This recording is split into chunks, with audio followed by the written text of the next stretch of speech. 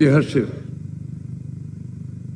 গণতন্ত্রের টর্চ বেয়ারার যদি আমাদেরকে বলতে হয়, পাথেগড় যদি বলতে হয়, প্রথমে শহীদ প্রেসিডেন্ট জিয়াউর রহমান, পরবর্তী টর্চ বেয়ারার হচ্ছেন দেশনেত্রী বেগম খালেদা জিয়া, বর্তমানে জনাব তারেক রহমান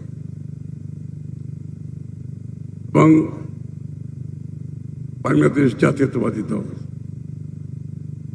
আজকে গণতন্ত্রের লড়াইয়ে, দীর্ঘ লড়াইয়ে বাংলাদেশ বারবার বাধাগ্রস্ত হয়েছে,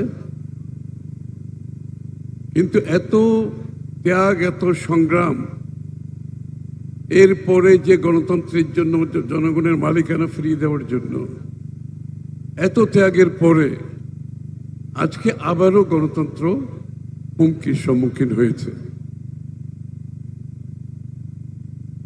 এবং এই হুমকি আসছে যখন সমস্ত দেশের মানুষ দীর্ঘ প্রতীক্ষার পর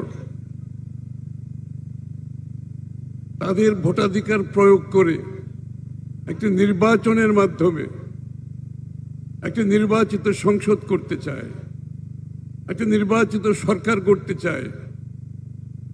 ঠিক সেই সময় যেই নির্বাচন হচ্ছে গণতন্ত্রের বাহক, সেটাকে বাধাগ্রস্ত করে, বাংলাদেশের মানুষের মালিকানা বাধাগ্রস্ত করে, গণতন্ত্রকে বাধাগ্রস্ত করে আজকে আমরা নতুন চ্যালেঞ্জের সম্মুখীন হয়েছি।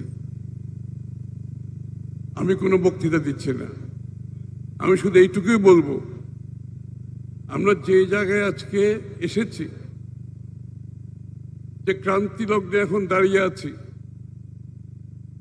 গণতন্ত্রকে প্রাতিষ্ঠানিক রূপ দেওয়ার জন্য দীর্ঘ ত্যাগের পর আজকে আবারও আর চ্যালেঞ্জের সম্মুখীন হয়েছি।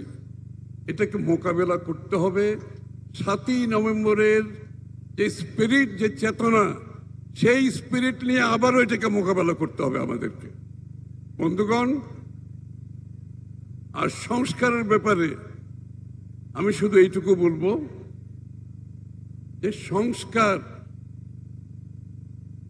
হতে হবে একটি নির্বাচিত প্রতিনিধিদের সংসদের মাধ্যমে, সংসদের মধ্য থেকে সংস্কার হতে হবে। নির্বাচিত প্রতিনিধিরা জনগণের ম্যান্ডেট নিয়ে সংসদে এসে সংস্কার করবে, এর বাইরে কোনো সংস্কারের সুযোগ নাই। কোনো নির্দেশনা দিয়ে, কোনো প্রজ্ঞাপন দিয়ে সংস্কার হতে পারে না, কোনো দেশে হয় নাই জীবনে।